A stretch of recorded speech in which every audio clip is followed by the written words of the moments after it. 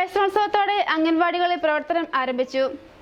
വേനൽ മൂലം മാറ്റിവെച്ച പ്രവേശനോത്സവമാണ് നടന്നത്. അങ്കണവാടികളിലെ പൊതുപ്രവേശനോത്സവം നടന്നു. 2024-25 അധ്യയന വർഷത്തേക്കുള്ള പ്രവേശനോത്സവമാണ് നടന്നത്. തൊടുപുഴ നഗരസഭയിലെ 7ാം വാർഡിൽ പ്രവർത്തിച്ചു വരുന്ന 132ാം അങ്കണവാടിയിൽ ആഘോഷമായ പ്രവേശനോത്സവമാണ് സംഘടിപ്പിച്ചത്. വാർഡ് കൗൺസിലർ മുഹമ്മദ് അഫ്സൽ പ്രവേശനോത്സവം ഉദ്ഘാടനം ചെയ്തു.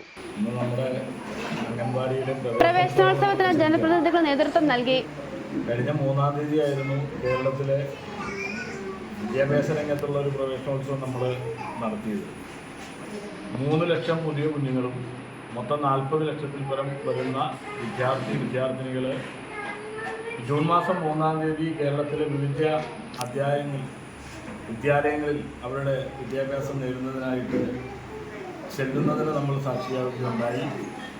1-2 മാസക്കാലത്തെ ഈ വിശ്രമത്തിനും ഒഴിവുകാലത്തിന് ശേഷമാണ് നമ്മുടെ കുഞ്ഞുങ്ങൾ വീണ്ടും വിദ്യാലയത്തിലേക്ക് തിരിച്ചെത്തിയിട്ടുള്ളത്.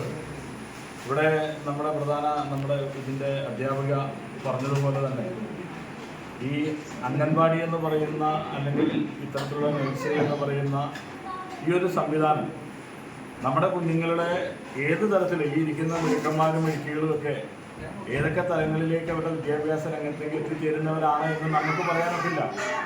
ലോകത്തെ മാറ്റിമറിക്കാൻ ശേഷിയുള്ള നാടിന് അഭിമാനകരമാകുന്ന മണിമുത്തുകളായി തീരേണ്ട വിദ്യാർത്ഥികളാണ്, കുഞ്ഞുങ്ങളാണ് നമ്മളെ മുന്നിലിരിക്കുന്നത്.